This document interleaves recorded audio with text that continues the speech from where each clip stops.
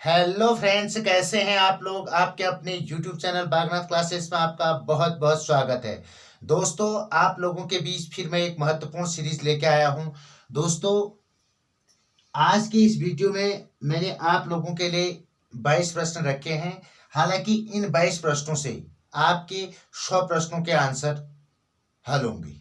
ठीक है, तो दोस्तों आपने इस वीडियो को फर्स्ट से लेकर लास्ट तक अवश्य देखना है। और जो यह सीरीज है दोस्तों, यह किसी भी कंपटीशन एग्जाम के लिए बहुत ही महत्वपूर्ण है। चाहे वह यूके पीएससी का हो, यूके ट्रिपल एससी का हो, इसके अलावा कोई स्टेट एग्जाम हो, बात समझ रहे हैं, समूह ग की कोई भी परीक्षा हो, पटवारी, लेखपाल, बात समझ रहे हैं, कनिष्ठ सहायक और बंदी रक्षक, बात समझ रहे हैं, इसके अलावा जो है जो फॉरेस्ट गार्ड के हैं, उन सब में इन प्रश्नों से आपको फायदा मिलने वाला है। और स्कूल एजुकेशन के लिए तो ये बहुत ही ज्यादा इंपॉर्टेंट है। पूरे एनसीईआरटी पर आधारित प्रश्न मैंने ले रखे हैं। तो दोस्तों आइए वीडियो शुरू करते हैं। सबसे पहला प्रश्न क्या है, भारत का अक्षांशी और देशांती विस्तार क्या है तथा मानक यामोत्तर पर स्थित राज्यों का नाम बताइए। दोस्तों, इससे पहले के वीडियो में जो मेरी फर्स्ट वीडियो है दोस्तों, उसमें मैंने पूरे भारत का आपको निचोड़ बता रखा है। आप लोग उस वीडियो को अवश्य देखिएगा। उस वीडियो को अगर आप जरूर देखेंगे तो आप समझिए इन प्रश्नों का आप आसानी से आंसर दे सकते हैं। बहुत ही महत्वपूर्ण वीडियो है।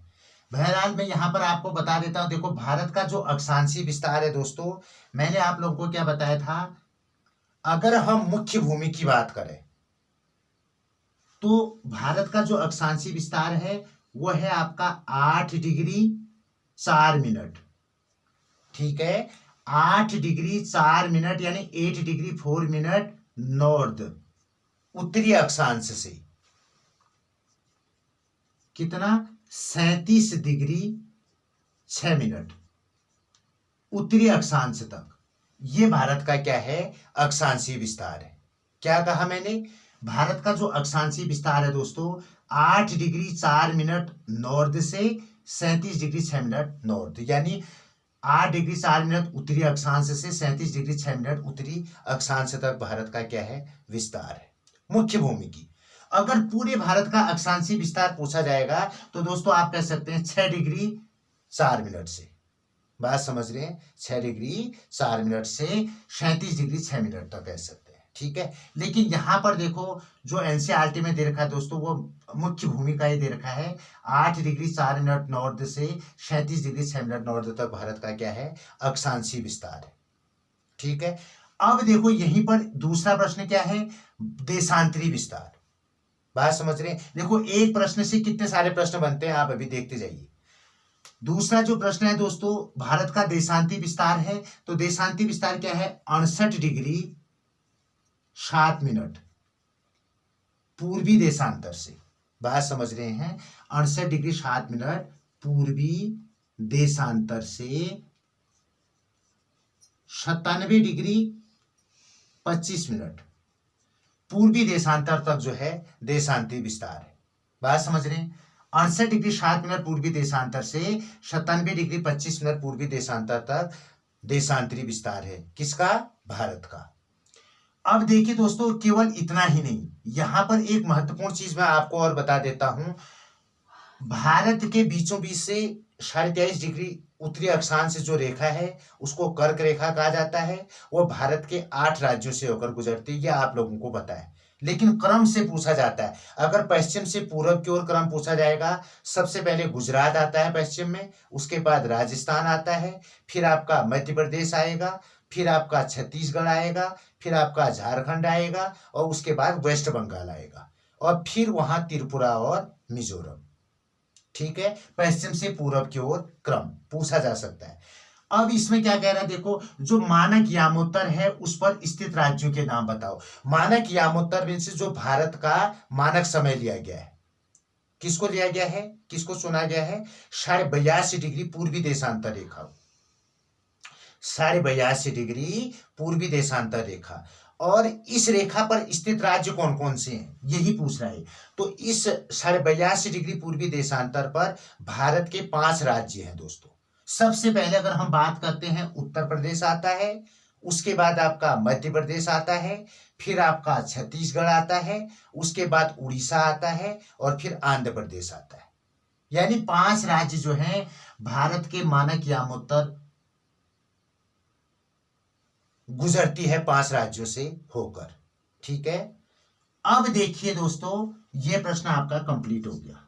ठीक है, दूसरा प्रश्न देखिए, भारत का क्षेत्रफल कितना है? आपको बताना है area of, total area of India. ठीक है, भारत का कुल क्षेत्रफल बताना है। तो जो एनसीईआरटी की बुक है दोस्तों, उसके अनुसार 32,87,263 वर्ग किलोमीटर। ठीक है, वर्ग किलोमीटर ये भारत का क्षेत्रफल है। दोस्तों इसके लिए भी मैंने आप लोगों को एक वीडियो अपने चैनल पे भेजी है। तो दोस्तों उसमें देखना, मैंने आपको बता रखा है, ये जो है मैनुअल डाटा है। बात समझ रहे हैं?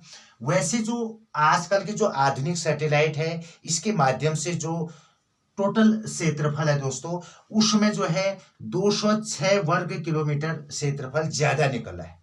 बात समझ रहे हैं? यानी 32,87,263 में अगर 206 जोड़ दोगे कितना हो जाएगा? 32,87,469। ठीक है, वर्ग किलोमीटर जो है भारत का क्षेत्रफल है। बहरहाल आपने इसका आंसर इतना ही देना है। ठीक है, अगर आपको कहीं ऑब्जेक्टिव वाले प्रश्न में, बात समझ रहे हैं, इसके बदले में 469 लास्ट में, बाकी तो वही है, 469 वाला अगर ऑप्शन मिल जाए तो आप लोगों ने सौंपना नहीं है। ठीक है, मैंने आप लोगों को बता दिया भारत का क्षेत्रफल। अब देखो बच्चों, यहीं से एक प्रश्न और बनता है, क्षेत्रफल की दृष्टि से भारत का विश्व में कौन सा स्थान है? आप लोगों को पता है, क्षेत्रफल की दृष्टि से भारत का विश्व में 7वां स्थान है। ठीक है, पहला, दूसरा, तीसरा, चौथा, 5वां, 6ठा स्थान किसका है? मैंने अपने वीडियो में आप लोगों को वर्ल्ड ज्योग्राफी वाले में बहुत बढ़िया तरीके से बता रखा है। अभी यहाँ पर जो है, अगर मैं पूरी डिटेल से जाऊंगा तो फिर वीडियो बहुत बड़ी हो जाएगी। ठीक है दोस्तों, उस वीडियो को आप अवश्य देखें वर्ल्ड ज्योग्राफी वाले में। ठीक है, बहरहाल क्षेत्रफल की दृष्टि से भारत का विश्व में 7वां स्थान है, जबकि जनसंख्या की दृष्टि से भारत का विश्व में दूसरा स्थान है। ठीक है, क्षेत्रफल की दृष्टि से विश्व में पहला स्थान किसका है? रूस का है। और जनसंख्या की दृष्टि से विश्व में पहला स्थान किसका है? चाइना का है, चीन का है, हमारा पड़ोसी देश। अब हम बात करते हैं दोस्तों तीसरा प्रश्न। ठीक है, देखो 2 प्रश्नों से कितने सारे प्रश्न मिल गए आपको। भारत से श्रीलंका की मुख्य भूमि किस जल संधि से अलग होती है? पहले तो हमें यह पता होना चाहिए दोस्तों कि जो जल संधि ये क्या है।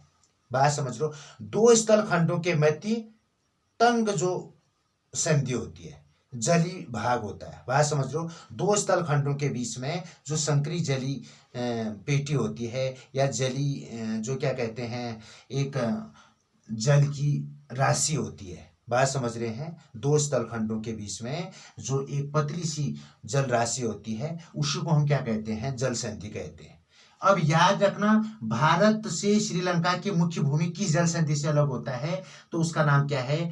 पाक जल डमरू मध्य, पाक जल डमरू मध्य जल संधि है। बात समझ रहे हैं? इसको हम कह सकते हैं पाक स्ट्रेट भी कह सकते हैं। बात समझ रहे हैं?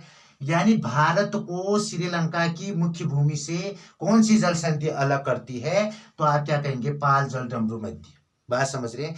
या पाक स्ट्रेट भी कहते हैं। पाक जल संधि के द्वारा जो है भारत श्रीलंका की मुख्य भूमि से अलग होता है। ठीक है, और यहीं पर फिर प्रश्न बन जाता है, जो भारत और श्रीलंका के बीच में पंबन द्वीप है, जिसका जो है रामेश्वरम नाम, रामेश्वरम भी जो है इसी पंबन द्वीप को कहा जाता है। बात समझ रहे हैं? तो दोस्तों इसके दक्षिण में जो है मन्नार की खाड़ी है, पंबन द्वीप के दक्षिण में। ठीक है, पंबन द्वीप कहो और आदम ब्रिज। बात समझ रहे हैं? आदम ब्रिज के दक्षिण में कहो मन्नार की खाड़ी, और आदम ब्रिज के उत्तर में कहो बे ऑफ बंगाल, बंगाल की खाड़ी। ठीक है दोस्तों, तो याद रखना, भारत की जो मुख्य भूमि है श्रीलंका की मुख्य भूमि से कौन सी जल संधि द्वारा अलग होती है? पाक जल डमरू मध्य के द्वारा, पाक स्ट्रेट भी कह सकते हैं इसको। अब देखो दोस्तों, भारत का दक्षिणतम बिंदु कौन सा है?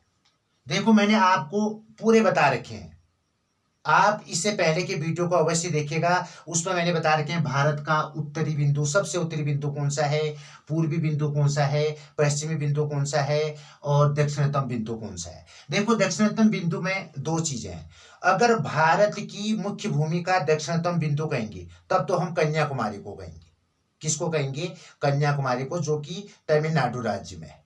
अगर मुख्य भूमि की अगर बात होगी, अगर खाली भारत का दक्षिणतम बिंदु कहेंगे तो दोस्तों इंदिरा पॉइंट है। इंदिरा पॉइंट कहाँ स्थित है? अंडमान निकोबार द्वीप समूह में। अंडमान निकोबार द्वीप समूह में भी ग्रेट निकोबार में स्थित है। कौन? इंदिरा पॉइंट भारत का दक्षिणतम बिंदु है। ठीक है, अगर हम भारत के दक्षिणतम बिंदु की बात करें, क्योंकि मुख्य भूमि तो कह नहीं रहा है, मुख्य भूमि कहता है तो आप क्या कहते हैं? कन्याकुमारी कहते हैं। अब भारत का दक्षिणतम बिंदु कह रहा है तो आप क्या कहेंगे? इंदिरा पॉइंट।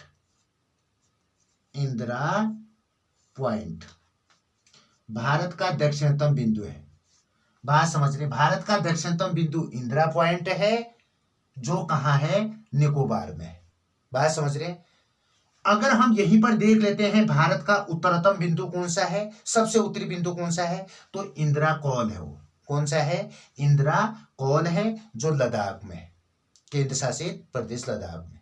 ठीक है, अगर हम कहते हैं भारत का सबसे पूर्वोत्तर बिंदु कौन सा है, सबसे पूर्वी बिंदु कौन सा है, तो अरुणाचल प्रदेश में है, किबिथु। अरुणाचल प्रदेश में किबिथु है। और सबसे पश्चिमी बिंदु कौन सा है? गुजरात का गुहारमोता। बात समझ रहे हैं? गौरमोता भी कहा जाता है उसको। ठीक है, तो याद रखना भारत का दक्षिणतम बिंदु कह रहा था इंदिरा पॉइंट है। अगर यहीं पर प्रश्न को थोड़ा अगर क्या कहते हैं अलग कर देंगे, भारत का दक्षिणतम बिंदु न कह के भारत की मुख्य भूमि का दक्षिणतम बिंदु कौन सा है, तो आप कन्याकुमारी कहोगे। क्या कहोगे? कन्याकुमारी कहोगे। अब देखो दोस्तों, यहां पर एक चीज और याद रखना, जो कन्याकुमारी है वह तीन ओर से जली भाग द्वारा घिरा हुआ क्षेत्र है। कौन कौन सा? एक तरफ से अगर उसके पश्चिम की ओर देखें तो अरब सागर का है, और उसके पूरब की ओर से देखते हैं बे ऑफ बंगाल है, और दक्षिण में जो है हिंद महासागर है। यानी तीन ओर से सागर से घिरा हुआ क्षेत्र है। कौन? कन्याकुमारी। ठीक है, अब देखिए भारत के कितने राज्य जल सीमा बनाते हैं? बहुत ही इंपॉर्टेंट प्रश्न है, बहुत ही इंपॉर्टेंट प्रश्न। बात समझ रहे हैं? हालांकि मैंने बार बार मुझे कहना पड़ा है कि आप लोगों ने मेरी अगर पहले की वीडियो नहीं देखी है, आप उनको अवश्य देखें। अगर उनको देखा होगा तो इन सब प्रश्नों का आंसर आपको आएगा, और ये हर प्रश्न जो है हर प्रतियोगी परीक्षाओं में अवश्य आए हैं। ठीक है, भारत के कितने राज्य जल सीमा बनाते हैं? दोस्तों 9 राज्य ऐसे हैं जो जल सीमा बनाते हैं। कितने? 9 राज्य। अगर हम बात करते हैं कौन कौन से हैं, देखो गुजरात से शुरू है।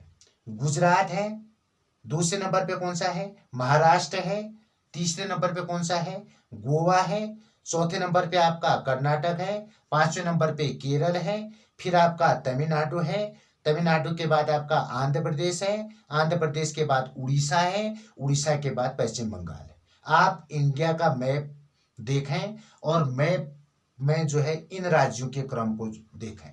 बात समझ रहे हैं?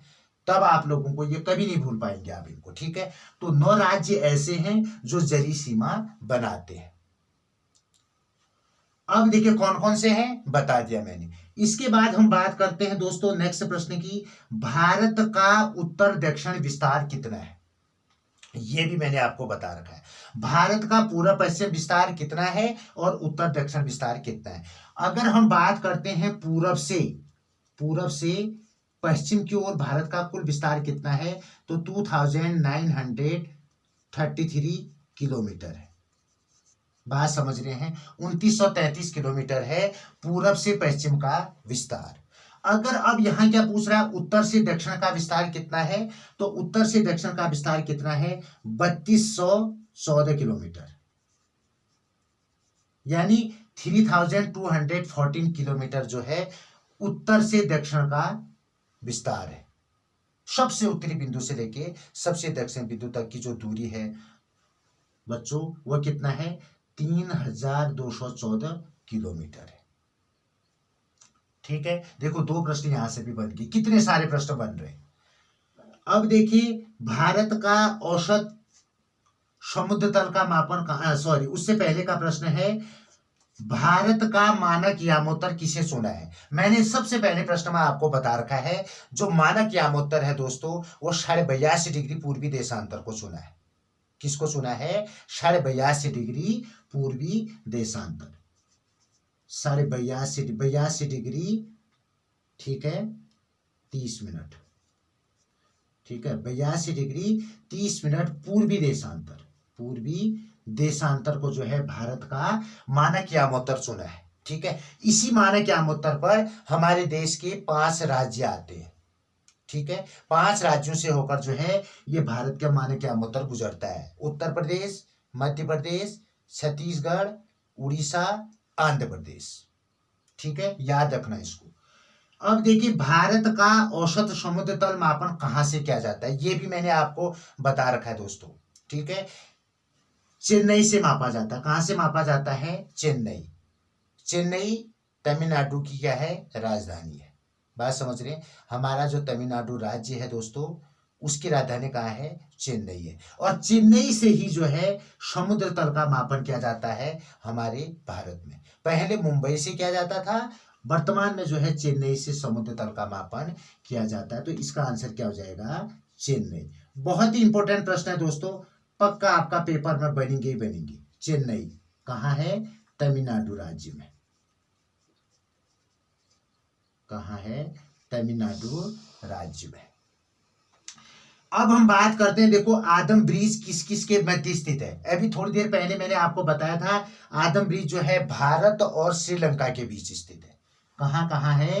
India and Sri Lanka, India and Sri Lanka के बीच स्थित है कौन? आदम ब्रिज। बात समझ रहे? इसी आदम ब्रिज के दक्षिण की ओर मन्नार की खाड़ी है और उत्तर की ओर बे ऑफ बंगाल है। ठीक है, इसी आदम ब्रिज पर ही पंबन द्वीप अवस्थित है और पंबन द्वीप को ही रामेश्वरम द्वीप के नाम से भी जाना जाता है। बहुत इंपॉर्टेंट प्रश्न है। अब देखिए, हिंद महासागर का प्राचीन नाम क्या था? देखो बच्चों, दोस्तों आपने हिंद महासागर के बारे में अवश्य पढ़ा होगा, इंडियन ओशियन के बारे में आपने अवश्य पढ़ा होगा, लेकिन मैं बिल्कुल आपको 100% गारंटी देता हूं, हिंद महासागर का प्राचीन नाम आप लोगों में से बहुत सारे लोगों को पता नहीं होगा। ठीक है, तो हिंद महासागर का जो प्राचीन नाम है वह क्या है? रत्नाकर, रत्नाकर। ठीक है, हिंद महासागर को रत्नाकर के नाम से जाना जाता था पहले। ठीक है, ये हिंद महासागर जो है विश्व का तीसरा सबसे बड़ा महासागर है। एक प्रश्न और बन गया इसमें से। बात समझ रहे हैं? वैसे विश्व का सबसे बड़ा महासागर कौन सा है? पैसिफिक ओशियन है। प्रशांत महासागर is the largest ocean in the world. बात समझ रहे हो? सबसे बड़ा महासागर है कौन? प्रशांत महासागर।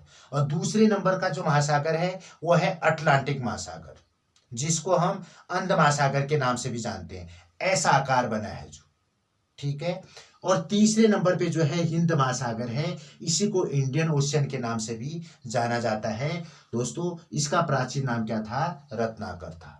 ठीक है, उत्तर की ओर यह जो है स्थल खंडों से ढका हुआ है। बात समझ रहे हैं? मेरी बात समझ रहे होंगे आप, मैप में देखो। और दक्षिण की ओर जो है खुला है। अब हम बात करते हैं, गंगा नदी में दाईं तरफ से मिलने वाली अंतिम नदी कौन सी है? बहुत ही इंपॉर्टेंट प्रश्न है दोस्तों। बात समझ रहे हैं? गंगा नदी में दाईं तरफ से मिलने वाली अंतिम नदी कौन सी है? मैंने आप लोगों को अपवाह तंत्र, ड्रेनेज सिस्टम वाली जो वीडियो डाली है, उसमें से हिमालय अपवाह तंत्र में मैंने आपको 3 नदी तंत्रों के बारे में बता रखे हैं, सिंधु नदी तंत्र, गंगा नदी तंत्र और ब्रह्मपुत्र नदी तंत्र। अगर आप लोगों ने उस वीडियो को देखा होगा और बिल्कुल विथ मैप बता रखा मैंने आप लोगों को, तो आप लोगों के समझ में आसानी से ये प्रश्न आ रहा होगा। ठीक है, मैं आप लोगों को बता देता हूं। देखो, जो गंगा रिवर है हमारे यहाँ, इसको जो है मदर की संज्ञा दी गई है। ठीक है, माता की संज्ञा दी गई है, बहुत पवित्र नदी मानी जाती है। और भारत की सबसे लंबी नदी भी गंगा नदी है। कितनी है? 2525 किलोमीटर है। बात समझ रहे हैं? और ये गंगा नदी हमारे उत्तराखंड राज्य के उत्तरकाशी जनपद में गंगोत्री ग्लेशियर के गोमुख नामक स्थान से निकलती है। बात समझ रहे हैं। प्रारंभ में इसका नाम भागीरथी होता है। देवप्रयाग में जब भागीरथी के साथ अलकनंदा नदी मिल जाती है, अलकनंदा को बहू कहा जाता है, भागीरथी को सास कहा जाता है। जब इन दो नदियों का संगम देवप्रयाग में होता है दोस्तों, तब वहां से इसका नाम क्या पड़ जाता है, गंगा पड़ जाता है। बात समझ रहे। अगर हम गंगा नदी की बात करते हैं, गंगा नदी में दाईं तरफ से मिलने वाली अंतिम नदी कह रहा है। देखो, अगर बाएं तरफ से कहते तो आप लोग समझ गए होंगे, नेपाल वाले पोर्शन से, बाएं हाथ की तरफ से, क्योंकि पूरब की ओर बह रही हो। बात समझ रहे हो। और दाएं हाथ की तरफ से कौन, देखो बाईं तरफ से तो सबसे अंतिम नदी कौन सी है, महानंदा है, बाईं तरफ से। लेकिन आपसे मैंने पूछा क्या है, दाईं तरफ से मिलने वाली अंतिम नदी कौन सी है। तो दाईं तरफ से मिलने वाली अंतिम नदी जो है वो है सोन नदी। कौन सी नदी है, सोन नदी है, जो कि अमरकंटक से निकलती है, अमरकंटक के पठार से निकलती है। बात समझ रहे हैं। गंगा नदी में दाईं तरफ से मिलने वाली अंतिम नदी जो है सोन नदी है। अगर बाईं तरफ कह देते तो महानंदा हो जाता। ठीक है, आप अपवाह तंत्र में गंगा नदी तंत्र को अवश्य देखिए। मैंने उसमें जो है जितनी भी गंगा की सहायक नदी है बाएं तरफ से जो है, बात समझ रहे हैं, काली नदी है, घाघरा है, गंडक है, कोसी है, महानंदा है, ये बाएं तरफ से है। दाएं तरफ से आपका चंबल, बेतवा, केन, बात समझ रहे हैं, ये जो है यमुना नदी की सहायक नदी है। और यमुना नदी जो है गंगा के साथ इलाहाबाद में संगम बनाती है। और सोन नदी जो है पटना से पहले आरा नामक स्थान पर जो है गंगा के साथ संगम करती है। ठीक है, तो गंगा नदी में दाएं तरफ से मिलने वाली अंतिम नदी कौन सी है, सोन नदी है। अब देखिए दोस्तों, यहां से एक प्रश्न और बता देता हूं मैं यहीं पर। देखो, सबसे लंबी नदी तो गंगा नदी है भारत की, 2525 किलोमीटर है। सबसे छोटी नदी कौन सी है भारत की, अगर पूछा जाता है, बात समझ रहे हैं, भारत की सबसे छोटी नदी कौन सी है, तो आप लोगों को इसका आंसर बहुतों को पता नहीं होगा। बात समझ रहे हैं। तो याद रखना, जो भारत की सबसे छोटी नदी है वह राजस्थान में बहती है। कहाँ बहती है, राजस्थान में बहती है। केवल 90 किलोमीटर की दूरी तय करती है अरवारी। बात समझ रहे हो। अरवारी नदी जो है सबसे छोटी नदी है भारत की। ठीक है, अब हम बात करते हैं। देखो, बिहार का शोक किस नदी को कहा जाता है, बिहार का शोक किस नदी को कहा जाता है। देखो, यहां से बहुत सारे प्रश्न आते हैं। अगर हम बिहार का शोक, शोरो और बिहार कहें तो वो है आपकी कोसी नदी। अगर शोरो और बंगाल, बंगाल का शोक किसे कहते हैं, दामोदर नदी को कहा जाता है। शोरो और ओडिशा, तो उड़ीसा का शोक किसे कहा जाता है, महानदी को कहा जाता है। ठीक है, और विश्व की सबसे बड़ी विश्वासघाती नदी, ठीक है, सबसे बड़ी विश्वासघाती नदी जो है हुगली नदी को कहा जाता है। ठीक है, तो आप लोगों को देखो यहां से कितने सारे प्रश्न मिल गए। सौरो और बिहार किसे कहा जाता है दोस्तों, कोसी को कहा जाता है।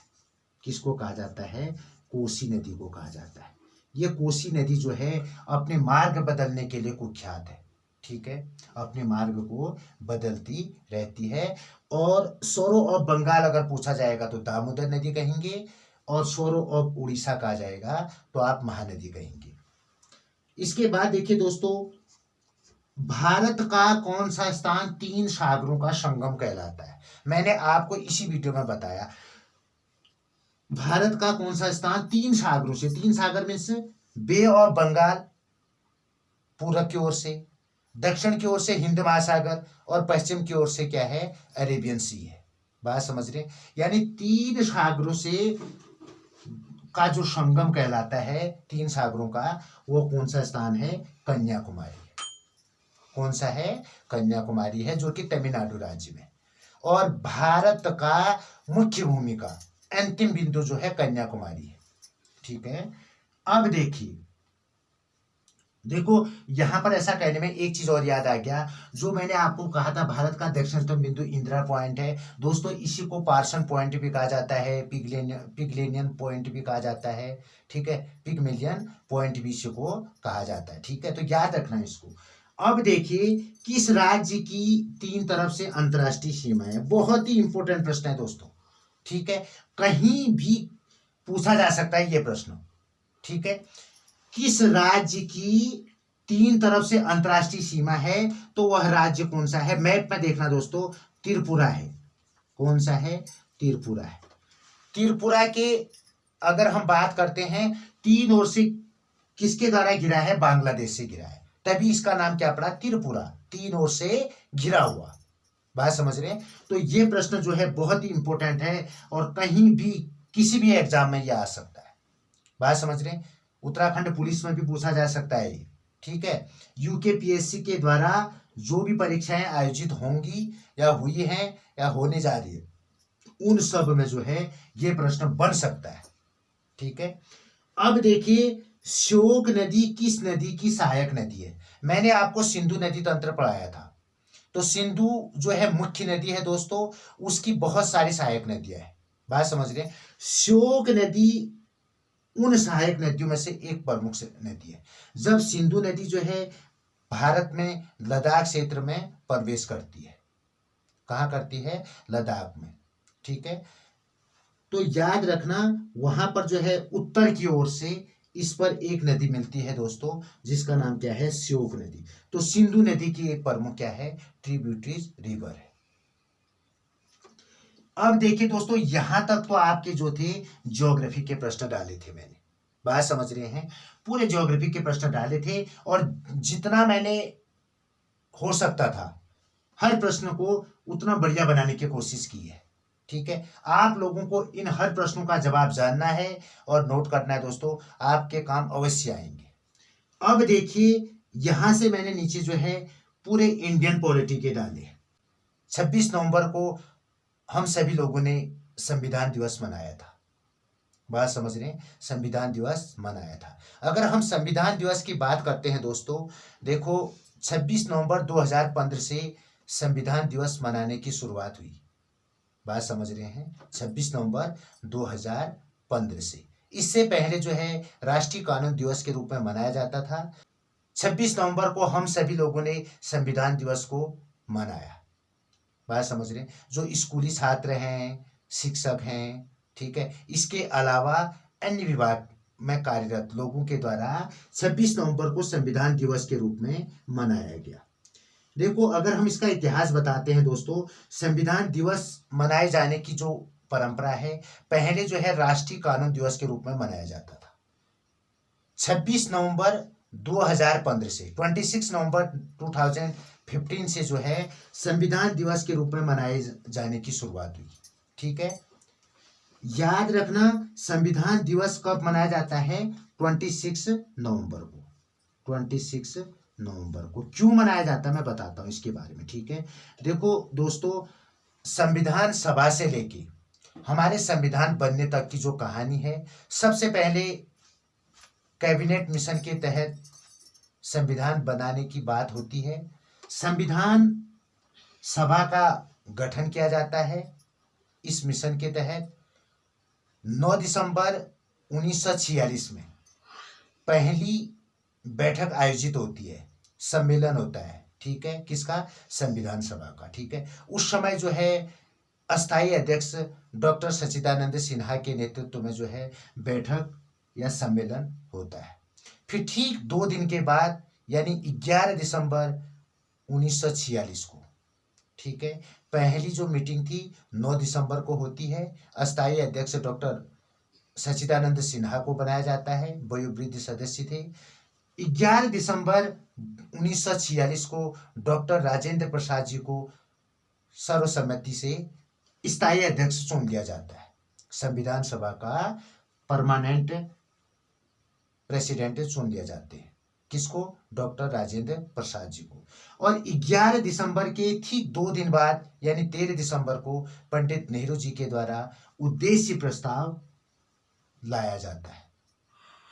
बात समझ रहे हैं? उसके बाद दोस्तों 2 वर्ष 11 महीने 18 दिन के बाद भारतीय संविधान बनकर तैयार होता है, ठीक है। बहुत सारा पैसा इसमें खर्च होता है। इससे पहले की वीडियो में मैंने इंडियन कॉन्स्टिट्यूशन जो अपने चैनल में डाली है दोस्तों, आप उसको अवश्य देखिए, मैंने उसमें बहुत महत्वपूर्ण चीज़ें ऐड कर रखी हैं, ठीक है। तब जाके 26 नवंबर 1949 को 26 नवंबर 1949 को, 26 नवंबर 1949 को हमारे संविधान को अंगीकृत किया जाता है। बात समझ रहे हैं? और लागू नहीं किया जाता है, बात समझ रहे हैं? लागू कब किया जाता है? 26 जनवरी 1950 को। अब देखो 26 नवंबर 1949 को संविधान बन के तैयार हो गया और लागू जो है ठीक 2 महीने के बाद किया जाता है। ठीक है, 26 दिसंबर तक 1 महीना, 26 नवंबर से 26 दिसंबर 1 और 26 दिसंबर से 26 जनवरी 2 महीना बाद में क्यों लागू किया जाता है दोस्तों? पंडित नेहरू के द्वारा, ठीक है, 1930 में स्वाधीनता दिवस मनाए जाने की बात कही थी सर्वप्रथम। कब? 26 जनवरी को। इसीलिए ये भारतीय संविधान को बनने के बाद 2 महीने फिर वेट किया गया कि 26 जनवरी 1950 को ही हम संविधान को पूरे भारत में लागू करेंगे। ठीक है, तो याद रखना इसको, ये पूरा आपका संविधान का इतिहास है। और जो संविधान सभा में जो महत्वपूर्ण समितियां थी दोस्तों, उसमें से एक समिति थी प्रारूप समिति, बहुत ही इंपॉर्टेंट समिति थी। बात समझ रहे हैं? संविधान बनाने का पूरा जिम्मा जो है इस समिति को दिया गया। ठीक है, तो डॉक्टर भीमराव अंबेडकर जी को जो है इस प्रारूप समिति का चेयरमैन बनाया जाता है। ठीक है, और डॉक्टर भीमराव अंबेडकर भारत के पहले लॉ मिनिस्टर थे। बात समझ रहे हैं? कानून मंत्री थे। बहुत इंपॉर्टेंट प्रश्न है, बात समझ रहे हैं?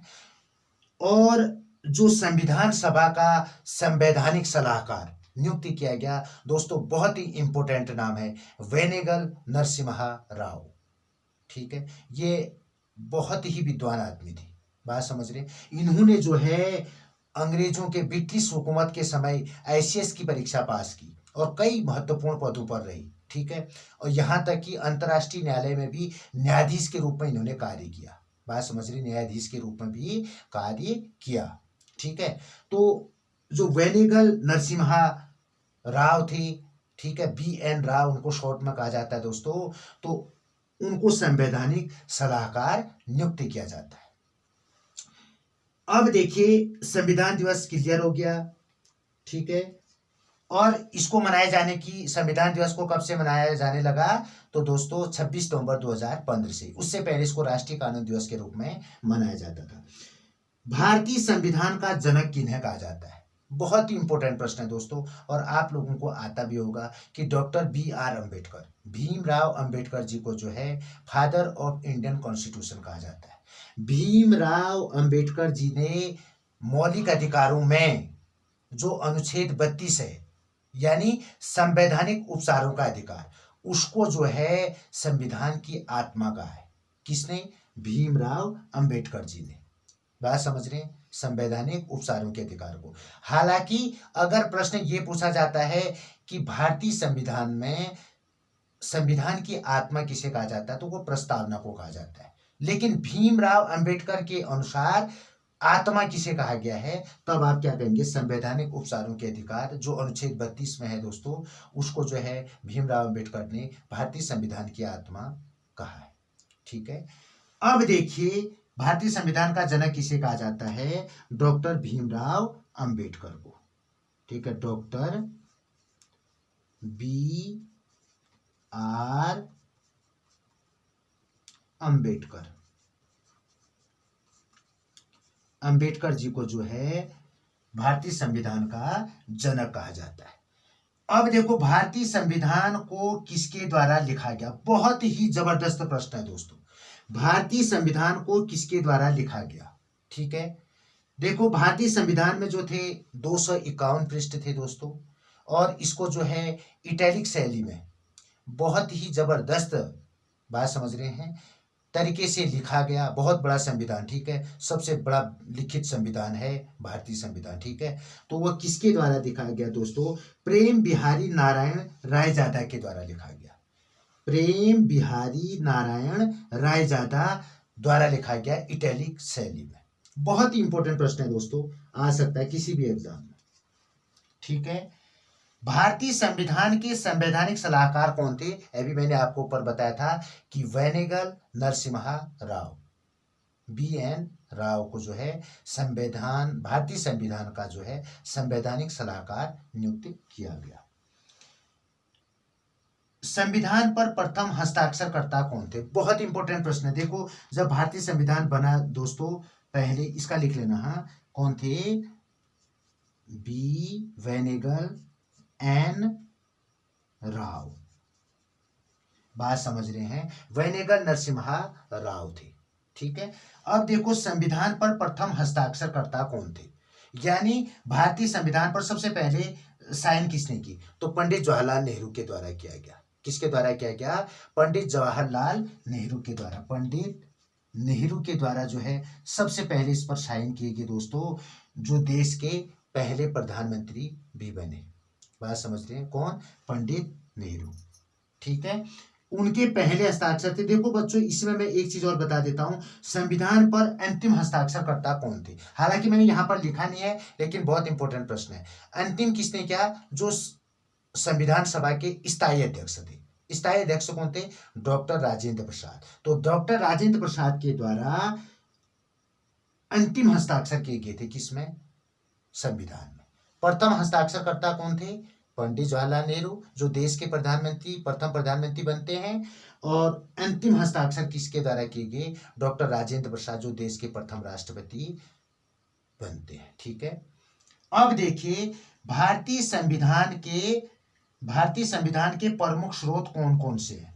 ठीक है दोस्तों, बहुत इंपॉर्टेंट प्रश्न है, बहुत बड़ा प्रश्न है। बात समझ रहे हैं? हालांकि मैंने इसको अपने पहले वीडियो में डाल रखा है, लेकिन मैं मोटा मोटी बता देता हूं। भारतीय संविधान को जो है दोस्तों, इंडियन कॉन्स्टिट्यूशन को जो है बैग ऑफ बोरोइंग कहा जाता है, उधार का थैला कहा जाता है। क्यों कहा जाता है? क्योंकि हमने भारतीय संविधान में विश्व के अलग अलग देशों के संविधान से अलग अलग चीजों को लिया है। ठीक है। जैसे हमने अमेरिका के संविधान से दोस्तों, जो हमारे फंडामेंटल राइट्स हैं, मौलिक अधिकार, बहुत ही इंपॉर्टेंट है, वो जो है अमेरिका के संविधान से लिया गया है। प्रस्तावना अमेरिका के संविधान से लिया गया है। लेकिन याद रखना, जो प्रस्तावना की भाषा है दोस्तों, वो ऑस्ट्रेलिया के संविधान से लिया गया है। देखो, प्रस्तावना कहां से लिया गया है? यूएसए से लिया गया है, संयुक्त राज्य अमेरिका से लिया है। लेकिन प्रस्तावना की जो भाषा है दोस्तों, वो ऑस्ट्रेलिया के संविधान से लिया है। इसके अलावा अगर हम संसदीय या एकल नागरिकता की अगर हम बात करते हैं दोस्तों, संसदीय व्यवस्था या एकल नागरिकता की अगर हम बात करते हैं, ये दोनों को, ये हमें जो है ब्रिटिश संविधान से लिया गया है। ठीक है। सिंगल सिटीजनशिप एंड जो पार्लियामेंट्री आपका क्या है, क्या कहते हैं, संसदीय जो व्यवस्था है, वो हमने कहां से ले रखी है? ब्रिटिश संविधान से ली है। ठीक है। इसके अलावा अगर हम मौलिक कर्तव्यों की बात करते हैं, फंडामेंटल ड्यूटीज, बात समझ रहे हैं, तो वह रूस के संविधान से ले गए। कहां से ले गए हैं? रूस के संविधान से ले गए। ठीक है। और अगर हम राज्य के नीति निर्देशक तत्वों की बात करते हैं दोस्तों, तो वह आयरलैंड के संविधान से लिया गया है। कहां से लिया गया है? आयरलैंड के संविधान से लिया गया है। और जो आपातकालीन शक्तियां हैं दोस्तों, वह जर्मनी के वाइमर कॉन्स्टिट्यूशन से लिया गया है। जर्मनी के संविधान से हमने क्या ले रखा है दोस्तों? आपातकालीन शक्तियों को लिया है।